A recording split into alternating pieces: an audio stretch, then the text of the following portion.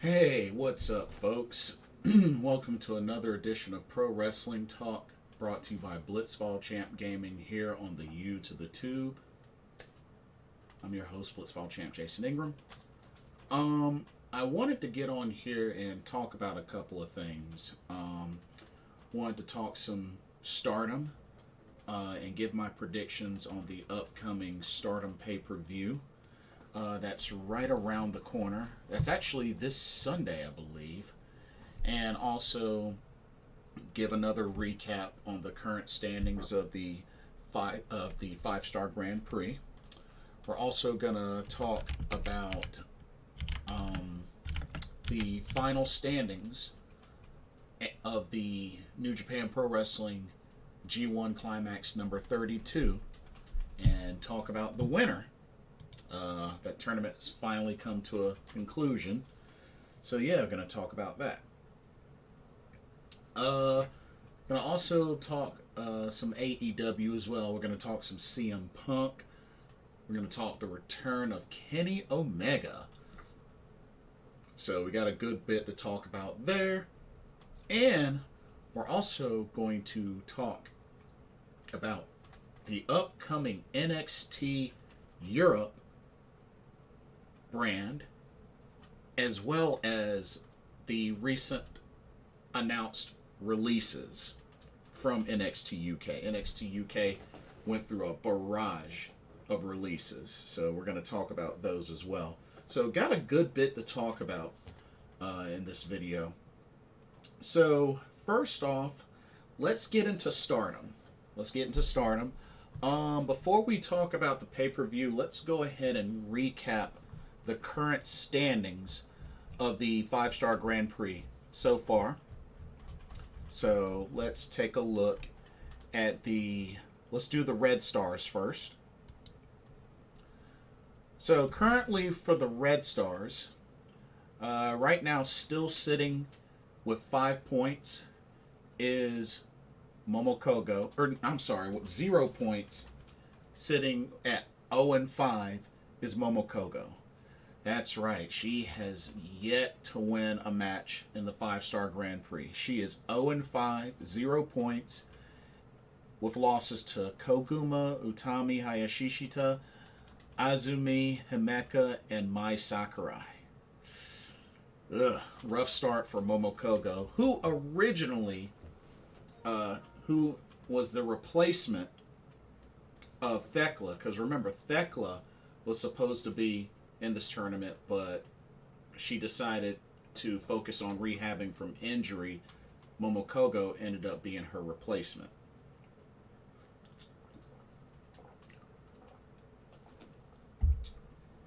Anyway, let's continue. So we got a four-way tie with 2 points. We got Tam Nakano, Unagi Sayaka, Maika, and Saki Kashima.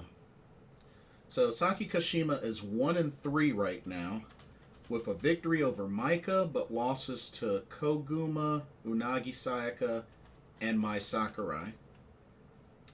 And then we have Unagi Sayaka, who's also 1-3, with a victory over Saki Kashima, but losses to Utami Hayashishita, Shuri, and Saki. We have Maika sitting at 1-2, victory over Koguma, but losses to Saki Kashima and Risa Sera. And then Tam Nakano is 1-1, with a victory over Himeka, but a loss to Azumi. Still have Tam Nakano as my pick to win. I think she'll eventually catch a groove. Like I said, she's 1-1 right now, but she still has a lot of matches. Because remember, this is supposed to go all the way on through going into October. So there's still a lot of matches. Anyway, continuing. Sitting with 4 points, we got 4 ladies with 4 points. We got Saki, Risa Sera, Mai Sakurai, and Koguma. All right. Saki right now is 2-1, with victories over Koguma and Unagi Sayaka, and a loss to Risa Sera. Risa Sera is also 2-1, with victories over Maika, Saki, and a loss to Utami Hayashishita, which was a really good match, by the way. Mai Sakurai is 2-2. She has victories over Momokogo and Saki Kashima, but losses to Azumi and Shuri. Okay. Koguma is 2-3, with victories over Momokogo and Saki Kashima, but losses to Saki, Himeka, and Maika. Ooh. So 2 back-to-back losses there to Donna Del Mundo. Yikes. Let's see. We got 2 ladies with 6 points. Shuri and Himeka.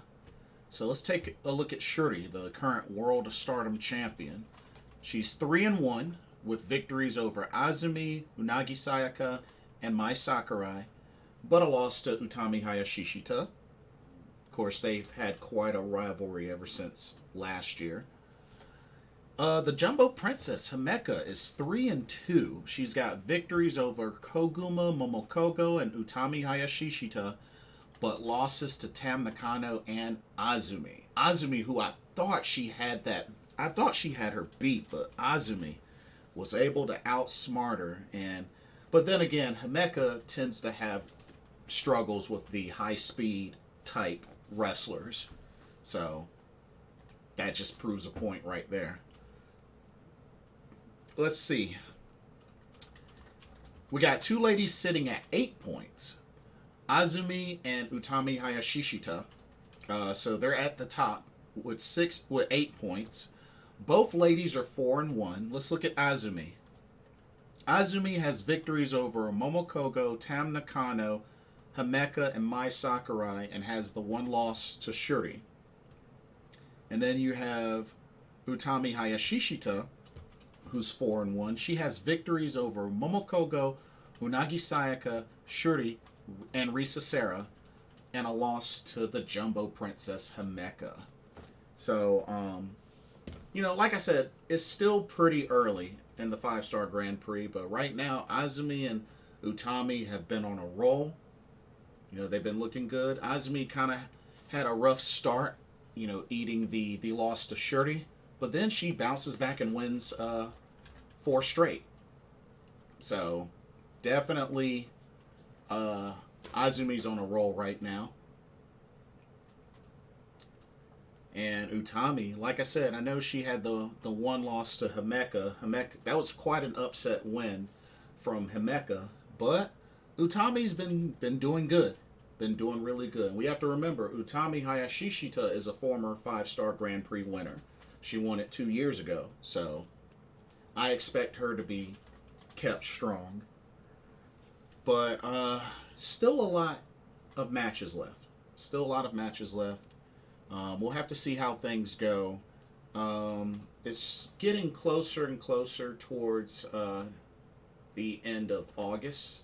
Still got a few weeks to go, but it'll be interesting to see what the results look like going into September when that time comes around. But, okay, that's the red stars. Let's take a look at the blue stars. Okay, the blue stars. Okay, unfortunately, we got 3 ladies sitting at 0 points. We have Suzu Suzuki, Hanan, and Saya Ida. All 3 ladies winless. Suzu Suzuki is 0-1. She had only 1 match right now, but it was a loss to Mirai, which she was pretty upset about that loss because, of course, Mirai had her in the Miramare submission. Suzu Suzuki never tapped out, never passed out, but the referee stopped the match because pretty much to prevent further injury, which Suzu Suzuki, had a taped up shoulder and such. So referee stopped the match. Suzu Suzuki was pissed about it. So she still looked really strong even in defeat. But I'm pretty sure she's going to pick up a victory in her upcoming match. Hanan, 0-5. The future of Stardom champion is 0-5 right now. It's kind of ridiculous, but she has losses to Saya Kamitani, Julia, Ami Sourei, Momo Watanabe, and Mayu Iwatani. Yeah. I didn't think she would be 0-5 right now. I mean, she's the future Stardom champion. I would have thought she would have had one, possibly two wins right now.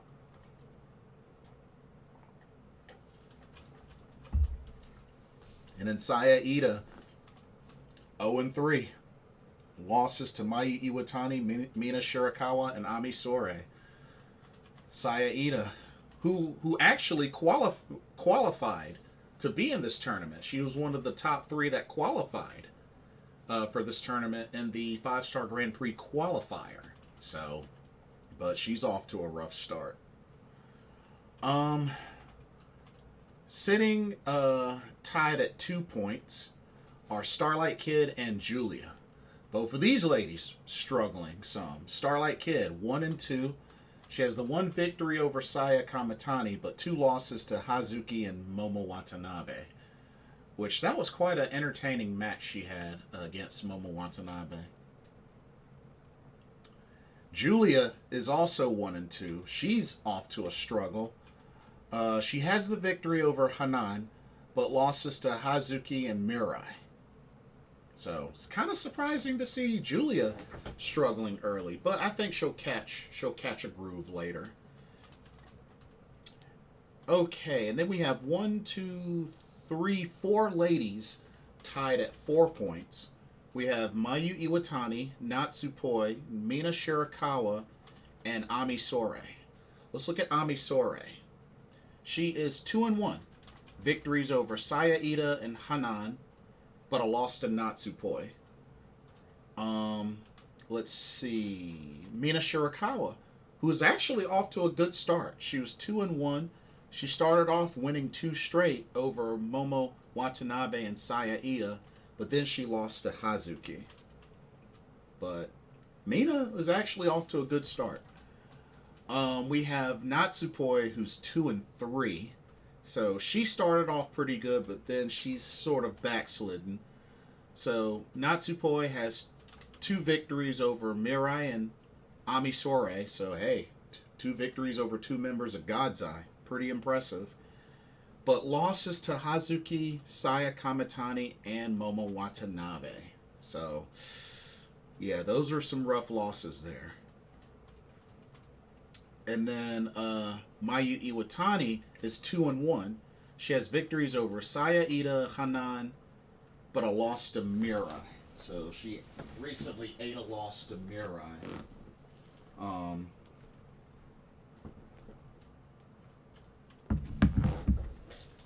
Let me see. But yeah, beat her stablemate, Saya Ida and Hanan, and then lost to Mirai. But yeah, 2-1. It's kind of interesting that she had to face her stablemates early in this tournament.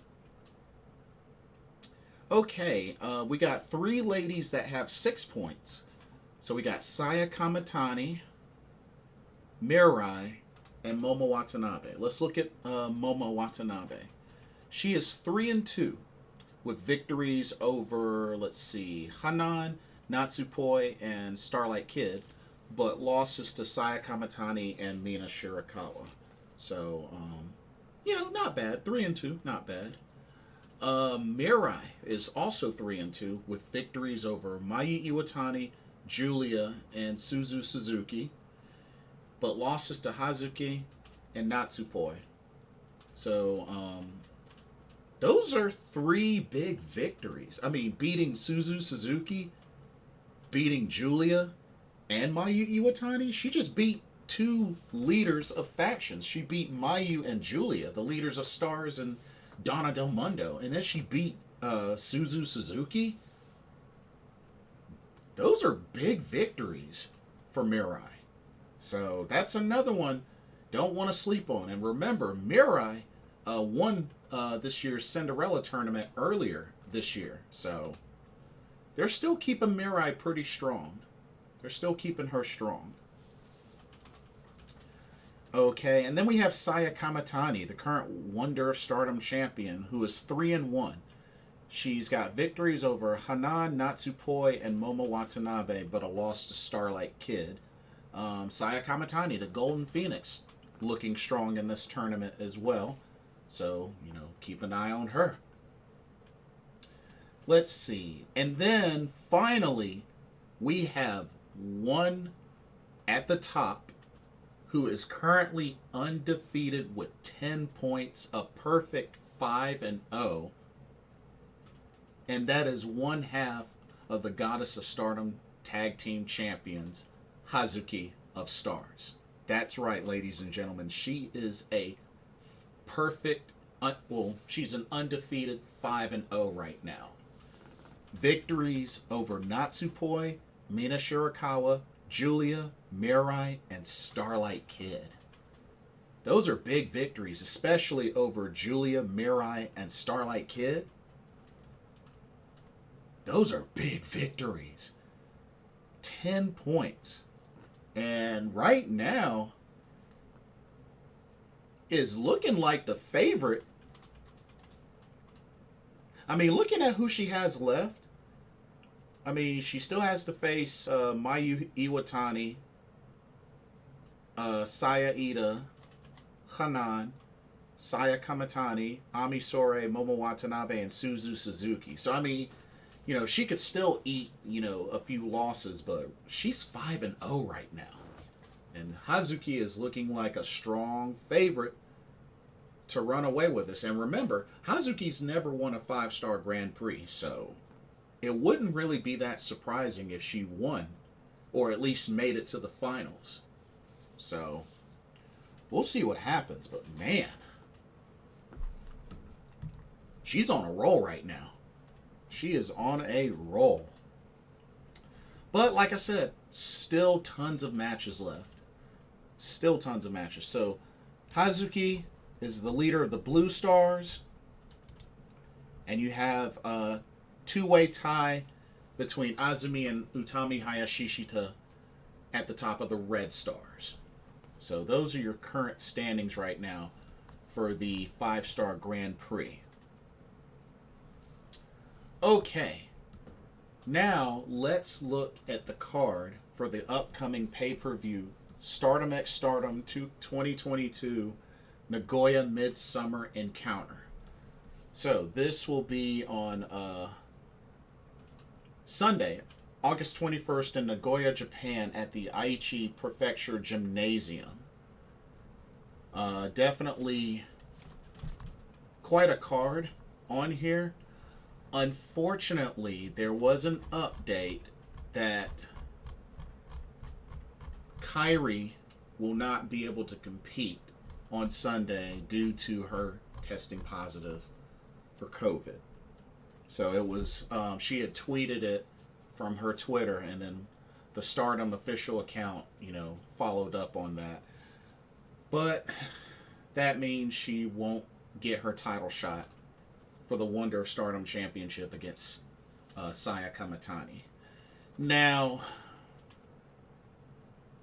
I wonder if they're gonna get a replacement, or if Saya Kamatani's just not gonna be able to defend the belt. I mean, they still got some time to come up with a replacement. I mean, they could still throw in a replacement, but I don't know. I don't know.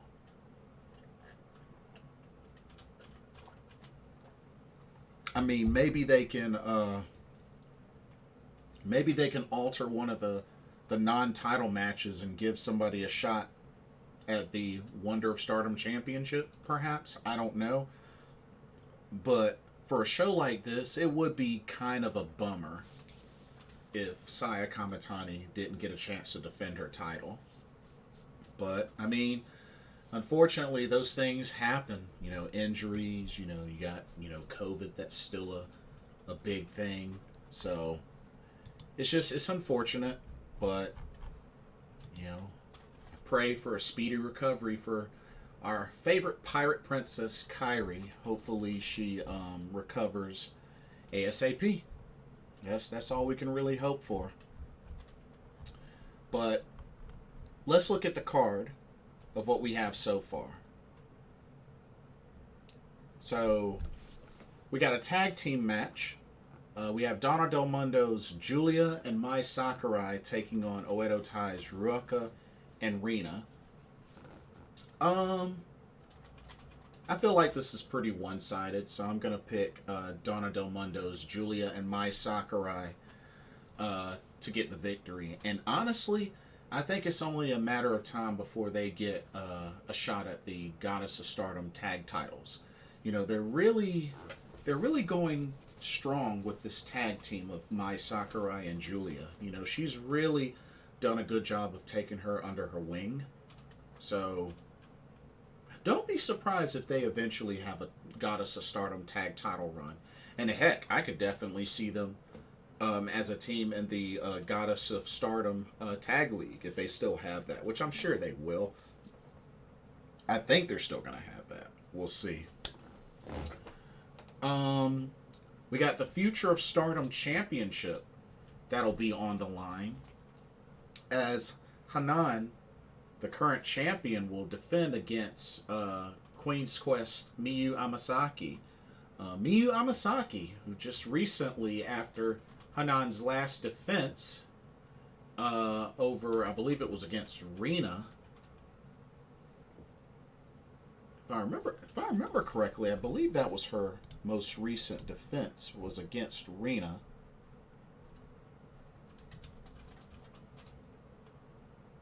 No, Rina had a high-speed championship match. No, it was Waka Tsukiyama. It was Waka Tsukiyama, that's right. That was who Hanan last defended her title against. It was Waka Tsukiyama. But yeah, Miyu Amasaki was the next challenger. And Miyu Amasaki is pretty much the rookie that Utami Hayashishita has taken under her wing. And this is her first championship opportunity. And you know, she's been improving in the ring. I don't think she'll beat Hanan, but I think she'll put up a good match. I think she'll definitely put up a good match, but I don't think she beats Hanan. You know, she's been on a roll with her title defenses. Even though she's not doing good in the 5-star Grand Prix, she's at least been doing good in her title defenses. But I'm picking Hanan to retain. Okay, we have another tag team match. We have Donna Del Mundo as Micah and Himeka will take on God's Eyes, Mirai, and Ami Sourei. So, pretty much, in a way, this is the battle of power wrestlers. This is pretty much power wrestlers taking on each other. So, we'll have to see how this goes. I mean, I know the last time Ami Sourei had a partner in a Power and Tower match at Stardom and Showcase, she had Saya Ida as her partner. So, I thought that was pretty interesting. But yeah. And of course, you know, Utami Hayashishita, who originally was supposed to be in that match. I believe it ended up being Micah and Lady C, which was still a very, very entertaining match. Definitely a very entertaining match. But yeah. Or actually, no. It was Micah and Himeka. I'm sorry. It was Micah and Himeka. That's right. My mistake, y'all. My mistake. But Mirai and Ami Sourei taking on Micah and Himeka. Battle of power wrestlers. Ooh, it's kind of hard. It's kind of hard to pick. Honestly, this match could go either way. But you know what? I'm going to go with Micah and Himeka. Yeah, I'm going to go with Donna Del Mundo's Micah and Himeka to pull off the victory. Don't be surprised if it ends up being a time limit draw, but I think they're going to pull off the victory. I think so. Okay, and then we have a 6-woman tag team match. Queen's Quest, Utami Hayashishita, Azumi, and Lady C taking on stars Mayu Iwatani, Saya Ida, and Momokogo. Gonna have to go with Queen's Quest on this. I just think they're a little stronger than stars right now. But I mean, you never know. I mean, Lady C on one side, Komomo on the other. I mean,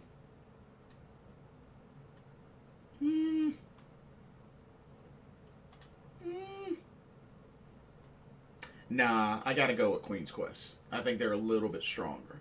I think they're definitely a little bit stronger. All right, and then we have another title match. So there's 5 total title matches. Well, actually 4 because Kyrie's out. So we have the Artist of Stardom Trios Championships on the line as Oedo Tai's Momo Watanabe, Starlight Kid, and Saki Kashima will defend the titles against Cosmic Angels, Mina Shirakawa, Unagi Sayaka, and Saki. So this is actually an interesting matchup. Now, of course, Cosmic Angels in the past have been, I believe, still hold the record for the most title defenses of the Artist of Stardom Trios titles. But at the time, it was Mina Shirakawa, Tam Nakano, and Unagi Sayaka. But now Tam Nakano's not in this match. It's Saki. So I think Oedo Tai will retain. Starlight Kid, Saki Kashima, and Momo Watanabe have been a very strong trios. And I really don't see them dropping the belts in this match. So I'm gonna have to go with Oedo Tai. And you know, Oedo Tai, they always do the cheap tactics, especially in a setting where they have multiple people involved, and this won't be any different.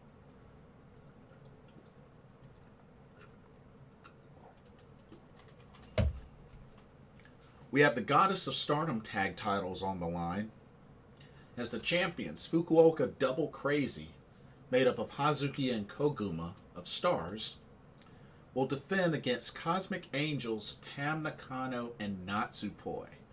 This is Natsupoi's first title opportunity since leaving Donna Del Mundo and joining Cosmic Angels. And Tam Nakano and Natsupoi have pretty much been rivals turned into BFFs since Natsupoi joining Cosmic Angels.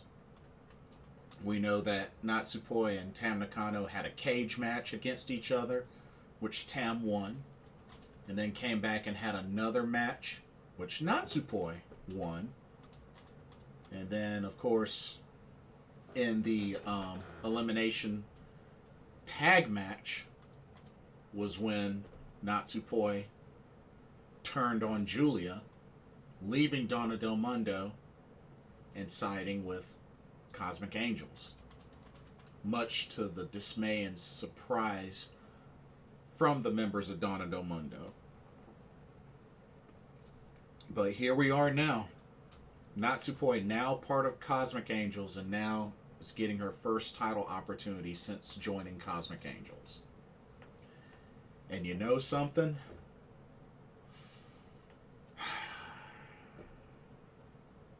I'm torn. I'm torn between who to pick. Because on one hand, Fukuoka Double Crazy has been a great tag team and they've been great tag champs. They're in their second run as tag champs. Tam Nakano and Natsupoi I could see winning. But at the same time, because I still have my mind set on Tam Nakano being the one to dethrone Shuri and become the World of Stardom champion, I just don't know if putting the tag belts on her and Natsupoi would be good. Because y'all know how I feel sometimes about double champions. But I could see them beating Fukuoka Double Crazy. But it's like I want Natsupoi, or not Natsupoi, I want Tam Nakano to win the 5-star Grand Prix, and pretty much that's how she gets her shot, her rematch against Shuri. So, I don't know, y'all. I don't know. I really don't know.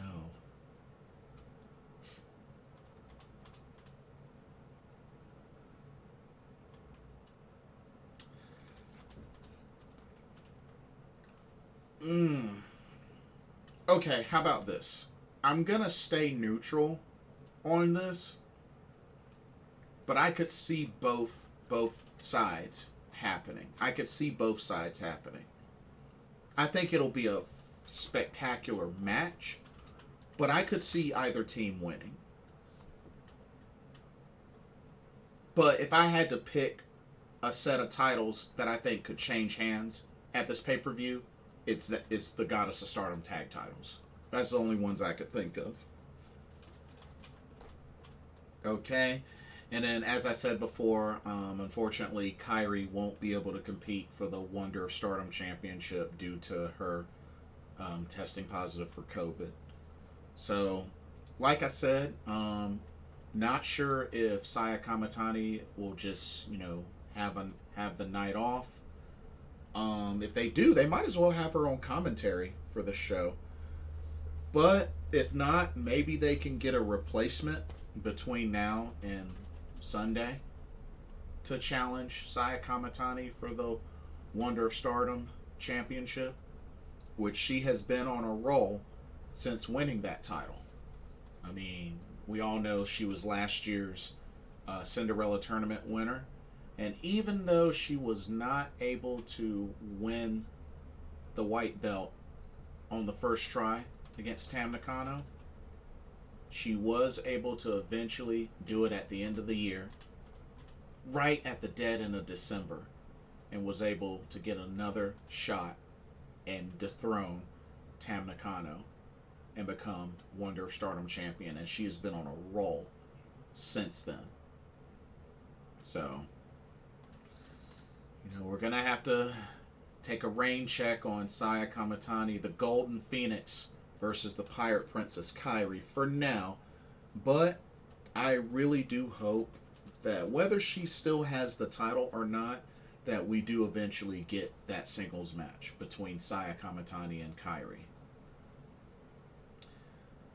Okay, the main event. The main event. The World of Stardom Championship. As the current champion, the leader of God's Eye, Shuri, faces off against Stardom's first ever World of Stardom champion in Stardom history, Nanae Takahashi. And let me tell you what, Shuri has been on a roll since winning the World of Stardom Championship. Shuri has one of the best win-loss records in Stardom history. Like, she has a phenomenal win-loss record. And we have to remember, she won the 5-star Grand Prix last year and went on to dethrone Utami Hayashishita to become the World of Stardom champion. And that was a rivalry that they've had quite a couple of times all last year. And even before Shuri became World of Stardom champion, like, this year's 5-star Grand Prix, her loss to Utami Hayashishita, that was her first loss this entire year. First time being pinned this year. The last time that she was pinned before was last year's 5-star Grand Prix against Azumi. Let that set in. They have booked Shuri extremely well in her Stardom career. She's the World of Stardom champion, and she's been treated as such, and she has been doing the do. And being that she got challenged by Nanae Takahashi. I mean, it's quite a big deal. It's a very big deal.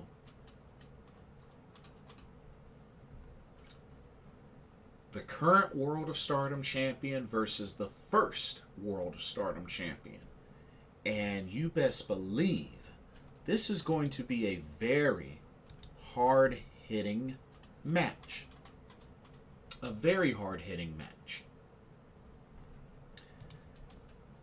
The hitting already started early during the press conference where Shuri and Nanae Takahashi had a big old slapping match. I mean, they were just slapping the crap out of each other, back and forth. They must have slapped each other like a good 7-8 times. They at least got a good 7 or 8 hits on each other.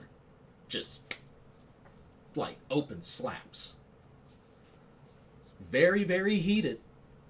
Very heated. But, hey, that's what I like. That's what I like. I expect this to be a very hard-hitting match, but I do expect Shuri to pull off the victory. Some way, somehow. I think it'll be a pin. I don't think she's going to make her tap out. I don't think she's going to make Takahashi tap out. But I expect this to be a hard-hitting match. And I see Shuri being put over and retaining the World of Stardom Championship. But yeah, that'll be your main event.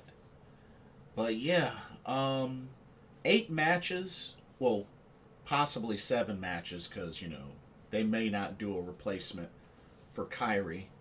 But that is your card for Stardom X Stardom 2022 Nagoya Midsummer Encounter. So that's quite a card. But I'm hoping that it'll still be a solid show.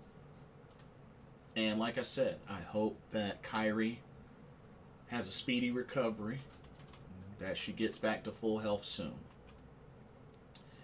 It has also been announced, speaking of Stardom, it's also been announced that New Japan Pro Wrestling will have an upcoming show on October 28th in New York City called Rumble on 44th Street. It'll be at the Palladium Times Square, and not only will it feature New Japan Pro Wrestling wrestlers, but it will also feature some wrestlers from Stardom. That's right. If you ask me, it'll be interesting to see what Stardom wrestlers they get for the show, but I'm willing to bet money one of them, at least one of them, is going to be Mayu Iwatani. And I think it would be really cool if Mayu Iwatani defended the SWA Championship at this show. And you also got to remember, with this being October 28th, this happens a month before the Stardom New Japan Pro Wrestling November 20th collaboration show. The big collaboration show. So this could be a nice little taste of things to come in October before it gets to the big show in November. So I think that's pretty cool. But yeah, I could see Mayu Iwatani at this show. Maybe Mina Shirakawa, somebody that also speaks English. I could see Waka Tsukiyama at this show in the U.S. I believe she was born in the U.S. and Waka speaks good English, so I could see those three there. But I think you gotta have Mayu Iwatani there. I think it would be perfect to have her defend the SWA title on U.S. soil. So here's hoping. I'm still up in the air about whether I go to that show or not. I would like to. I have to see what the schedule's like, but I'm considering seeing about going to that show because New York City. That's not a long flight from North Carolina. But that is it for Stardom. New Japan Pro Wrestling. So, the G1 Climax 32 is now in the books. The semifinal matchups came down to the winner of Block A, Kazuchika Okada, versus the winner of Block B, Tama Tonga. And then the second semifinal was the winner of Block C, which was Tetsuya Naito, taking on the winner of Block D, Will Ospreay. Both matches were good. First match, Okada and Tama Tonga. I was hoping so badly Tama Tonga would pull off the upset in some way, shape, or form, but just wasn't able to pull it off. And Okada was able to put away Tama Tonga with a Rainmaker. And Tama Tonga and Kazuchika Okada is in the finals for the G1 Climax 32. And then you had Naito versus Will Ospreay. Another hard-hitting, another spectacular match between these two. But when it was all said and done, Will Ospreay was not only able to get a second hidden blade, but was also able to put away Naito with the Stormbreaker and advance to the finals to take on Okada. Now, interesting backstory to this. Will Ospreay is 1-6 going into this matchup. He's lost to Okada 6 times, and the one time that he beat Okada, he had to have help to do it. And you got to give props to Will Ospreay for acknowledging that. Yeah, he acknowledged, I beat him, but I had to have help to do it. So fact of the matter is, he wanted to beat Okada on his own. And he got really, really close to doing it, but just Okada always finds some way to muster up the energy to hit a move that'll eventually lead into a Rainmaker or the money clip. In this case, it was a Rainmaker that sealed the end of Will Ospreay. And now, not only is Will Ospreay 1-7 now against Kazuchika Okada, but Okada has now won his 4th G1 Climax, 2 back-to-back. I'm a little disappointed. I wanted either Tama Tonga or Will Ospreay to do it because neither of them have won a G1 Climax. We all know Okada has won a G1 and Naito has won, I think, two or three. I think 2 G1s. So I really wanted Will Ospreay or Tama Tonga to win. But Okada, once again, wins the G1 Climax for a 4th time. And he truly believes, by default now, no briefcase, that he should, by default, have his title shot saved and reserved for Wrestle Kingdom. which, like I said, the current IWGP World Heavyweight Champion is Switchblade Jay White. So we'll have to see what happens. Will Ospreay is going to be busy anyway because now he can focus on the AEW Trios tournament, as him and Aussie Open will be in this tournament. So, something to look at, which I believe they are going to be taking on the Lucha Bros. Yeah, they're going to be taking on the Lucha Bros. So, should be good. Should be really good. But Kazuchika Okada is your G1 Climax 32 winner. So that does it for New Japan Pro Wrestling. AEW. So had an incredible 2 out of 3 falls match between Bryan Danielson and Daniel Garcia. Of course, Daniel Garcia got the first fall via submission. Then Bryan Danielson was able to get the remaining 2 falls. And they had special guest timekeeper Ricky the Dragon Steamboat in the house for this event. But a very interesting turn of events, as after the match, the American Dragon Bryan Danielson went to show Red Death Daniel Garcia, respect. Of course, Chris Jericho came in, attacked Bryan Danielson, and then Daniel Garcia pretty much stopped him from beating him down. And this is all going to lead to Jericho having a meeting with Daniel Garcia to find out what side is he on. And ladies and gentlemen, it's looking like Red Death might end up joining the Blackpool Combat Club. I know a lot of folks have talked about it, but it looks like it just might happen. Red Death Daniel Garcia becoming a member of the Blackpool Combat Club. I could see it happening. I could definitely see it happening. So we'll see how that goes. We'll see how that goes. I know we had CM Punk. CM Punk, Jon Moxley. They had quite a load of words for each other, which ended up leading into a brawl, which ended up leading to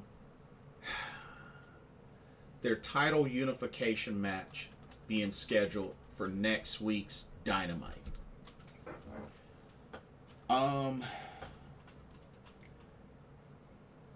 I really think this is a bad move, because why would you have this title unification match on Dynamite instead of at All Out or on some sort of pay-per-view? It makes no sense to me. So, with that being the case, I have a feeling that them having this title unification match next week, I think someone is going to interfere, and that's going to lead to a disqualification where they won't have a choice but to do the rematch at All Out. Maybe with a change of the rules or stipulation, but I just really find it hard to believe that it would be a good idea to have this title unification match next week on Dynamite. Really, like, for free? A match like that? Like, I don't think that's smart. I don't think that's smart. That's just me. I don't think that's smart. But we'll see what happens. I really feel for the Varsity Blondes. They got squashed by the Gunn Club, who ended up turning on Billy Gunn, their father. Stokely Hathaway planted the seed, and now all of a sudden the Gunn Club are turned on Billy Gunn, and it took the Acclaim to come down to the ring and save him. And, you know, what did they do? They ended up, you know, reuniting. Scissor me, Daddy-O. Or, you know. So, now the Acclaim and Billy Gunn are together. But I'm sure that rivalry is going to continue with the Gun Club. Just back and forth. But, dang. Gun Club turned on their father. We also had a brawl between Christian and Jungle Boy, which Christian was trying to get Jungle Boy to come back home and try to embrace him, but thank goodness Jungle Boy didn't fall for that. But yeah, they had their brawl. They had their little brawl. Jungle Boy ended up stomping on Christian's arm, so he pretty much got the last laugh in that brawl. And then I know, Toni Storm, she wrestled Kylan King. It was good to see Kylan King back in the AEW ring. She's been doing a lot of indies lately, so it's actually really good to see her back in an AEW ring.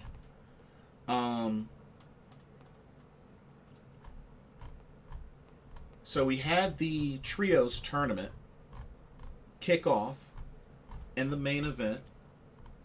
It was Le Fashion Ingobernable, which is Andrade El Idolo, Dragon Lee, and Roosh. And they ended up taking on the Young Bucks and the returning, the cleaner, the best bout machine, Kenny Omega. And of course, he showed up with both Michael Nakazawa and Don Callis at his side. And the crowd, huge pop for returning Kenny Omega. They even did a special announcing for him. Mentioned North Carolina. So, I thought that was really cool. But yeah, Kenny Omega is back.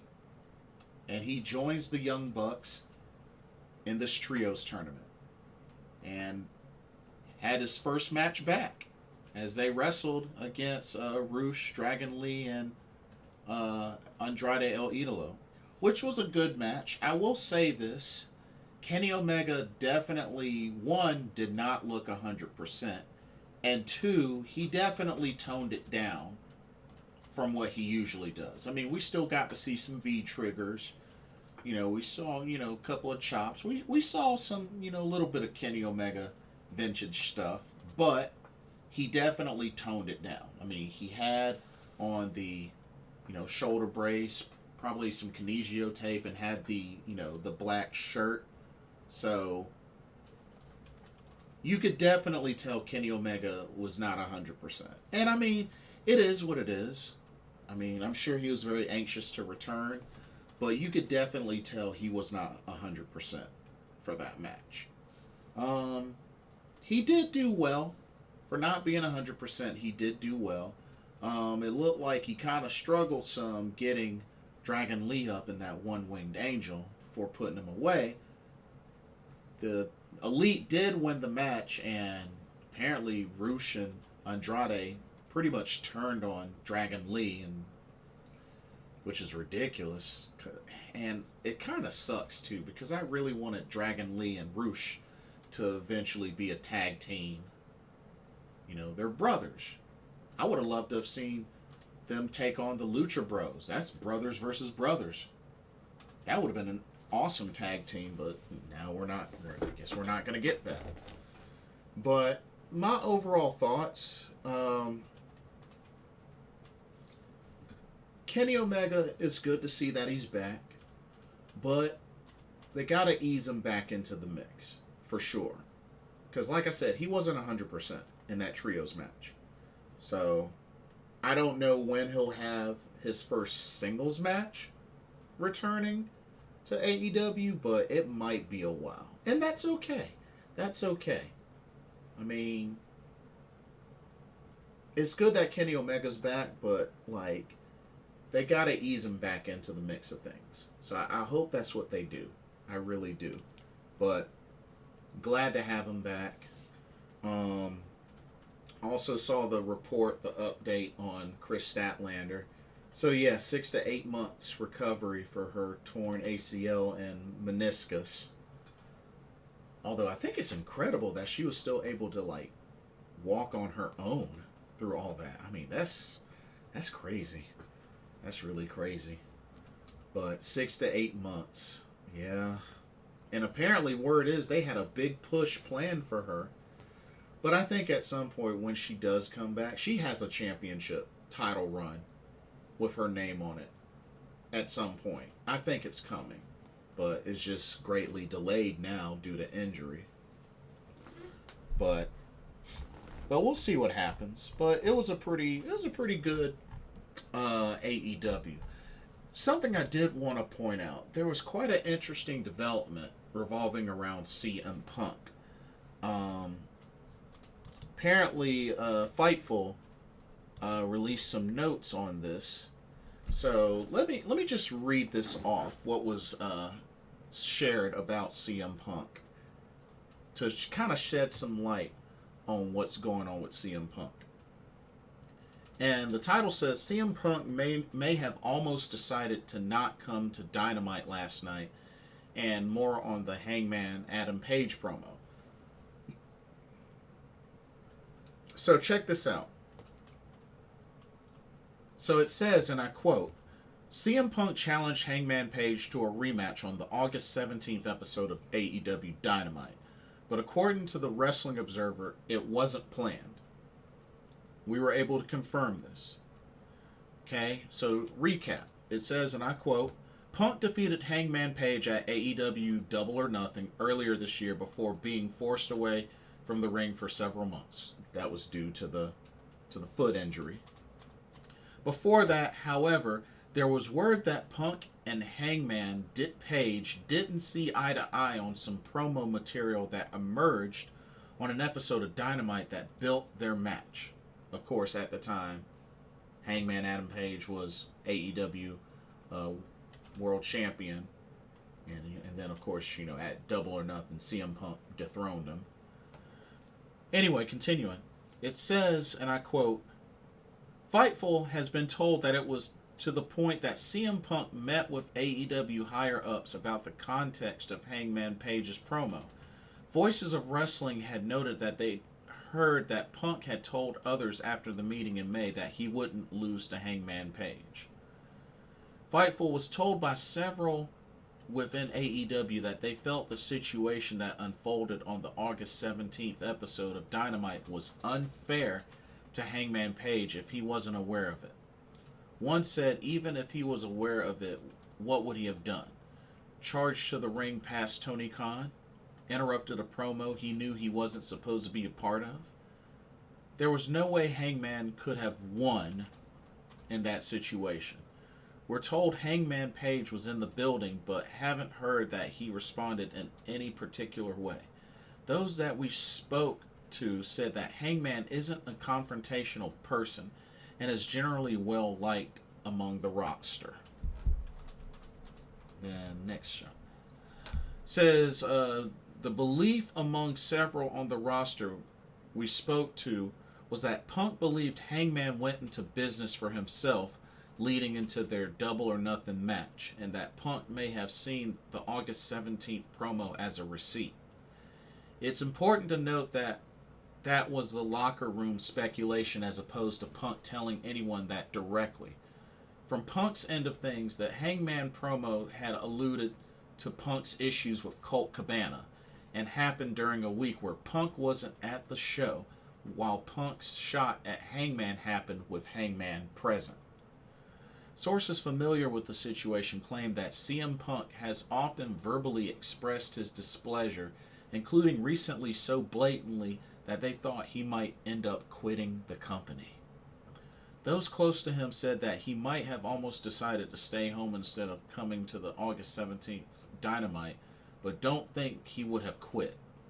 We haven't been given any indication that he plans on leaving AEW, but one veteran said they have heard of threats being levied. Ooh.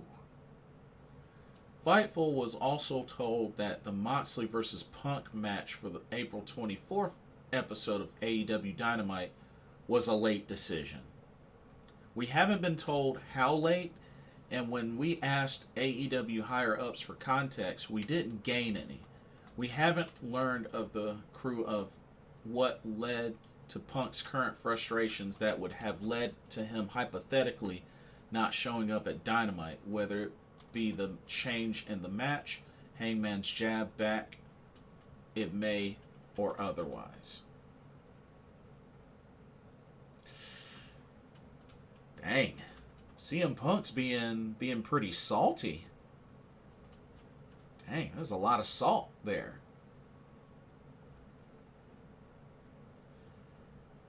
But I can't really be too surprised. I mean, CM Punk is very vocal. He is extremely vocal on his stance on things. And, you know, the whole Colt Cabana CM Punk history was definitely ugly. But I don't know. I feel like CM Punk,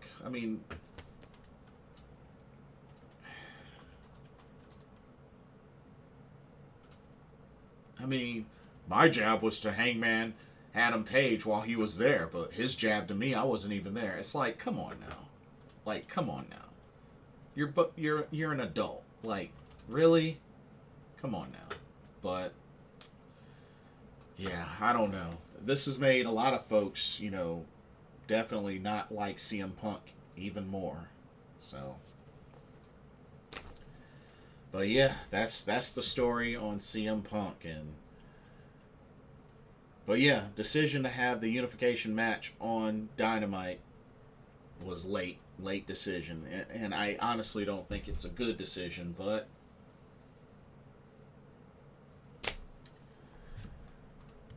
it is what it is. It is what it is. Now, WWE NXT UK. So, it has been announced that in 2023 will kick off the new brand of NXT Europe, which is supposed to be on a bigger scale.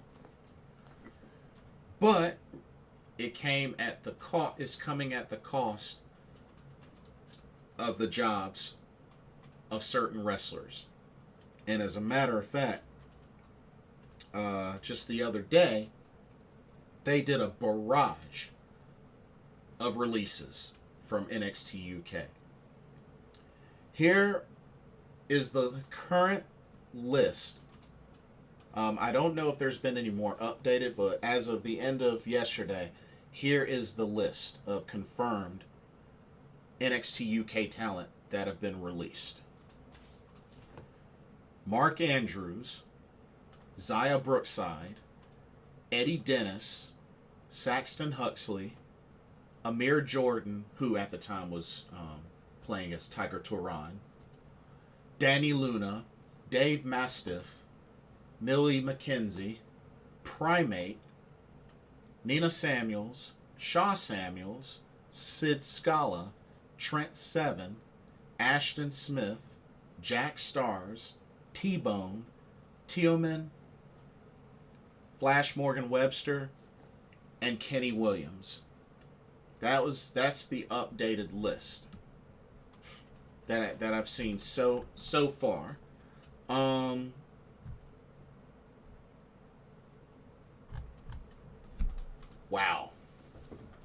Wow, this is quite a list. Of course, Mark Andrews just recently got knocked out of the title tournament.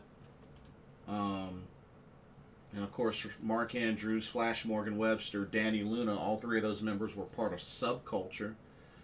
I really wish Mark Andrews and Flash Morgan Webster would have had a longer NXT UK Tag Team Championship run, but that's just me. Zaya Brookside was a surprise. Like, they're releasing Zaya Brookside, but keeping Eliza Alexander. That was kind of a surprise. I didn't think they would release her. Eddie Dennis, yeah, it's kind of a bummer, but I don't know what was up with them. They had,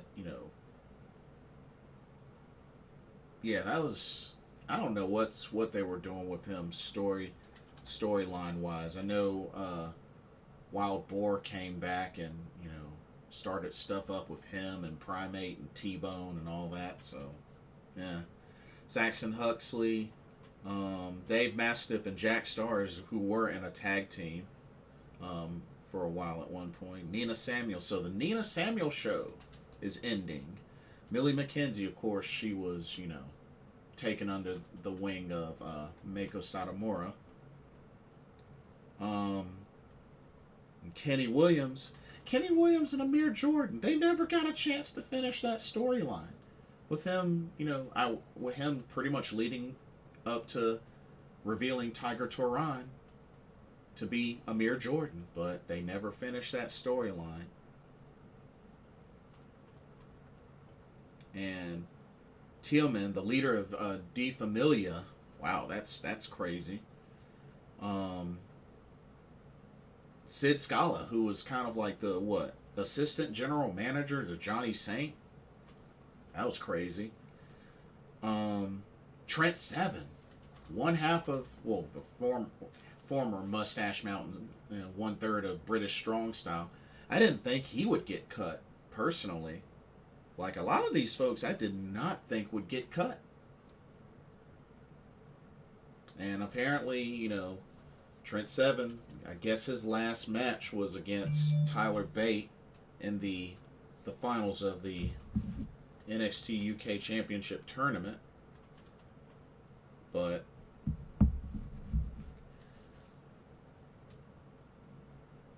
here's what I'm thinking. I'm hoping that perhaps, they'll be able to do they'll be able to work indie shows, because I think that was one of the things that NXT UK stars were able to do, was also work certain indie promotions. But I'm hoping that, with them being cut, that they'll be able to work indie shows for a while to, make whatever money they can. And I hope that when the NXT Europe brand begins, hopefully they can be brought back.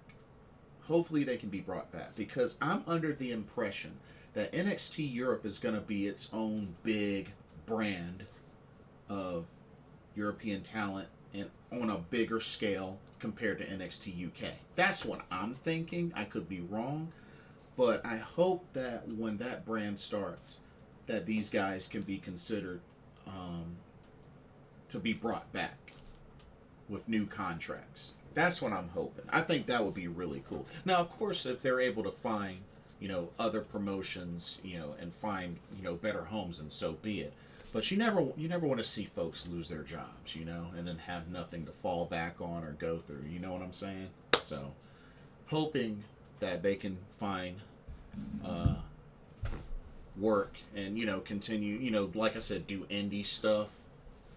And hopefully they can get brought back next year when the NXT Europe brand begins. And then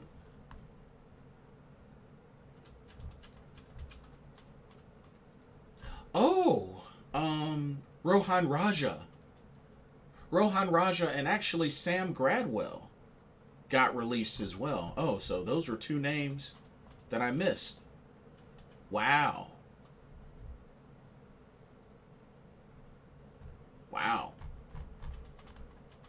See, those are two names that I missed. So after naming those names, so it's looking like currently who's still on the active list for NXT UK that I'm guessing little by little is going to transfer to NXT 2.0. So we know we have Tyler Bate. He made an appearance after the main event of Heat Wave. and had a face-off with Braun Breaker, holding the NXT United Kingdom Championship. Um,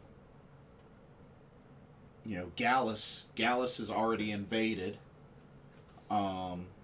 Took out Diamond Mine.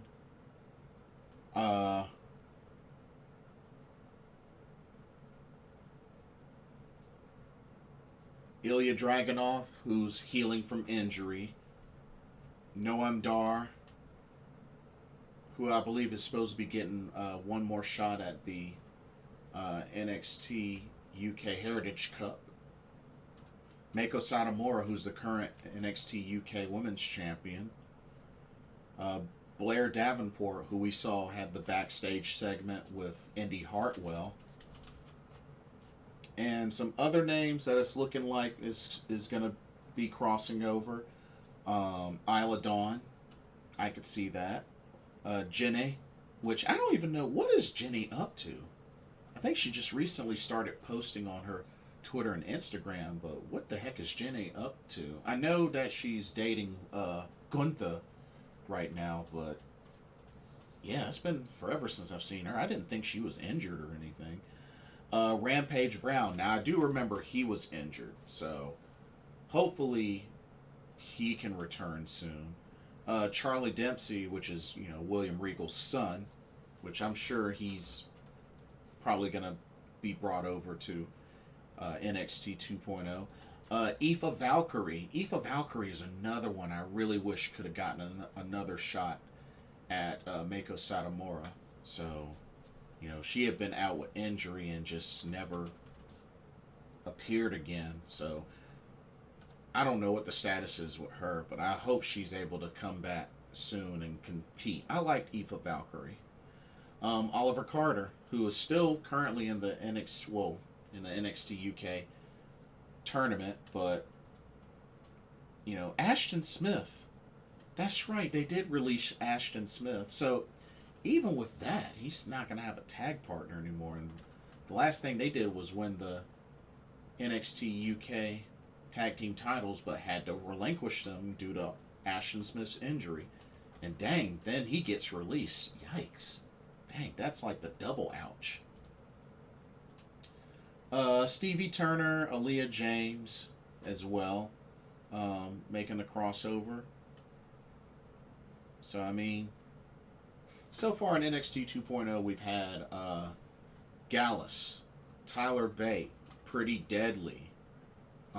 We had Axiom, who's a kid. So, Blair Davenport. So, I mean, like I said, I think, and I hope that once NXT Europe begins, or just before it begins, hopefully as many of these folks can be brought back. But we'll have to see what happens.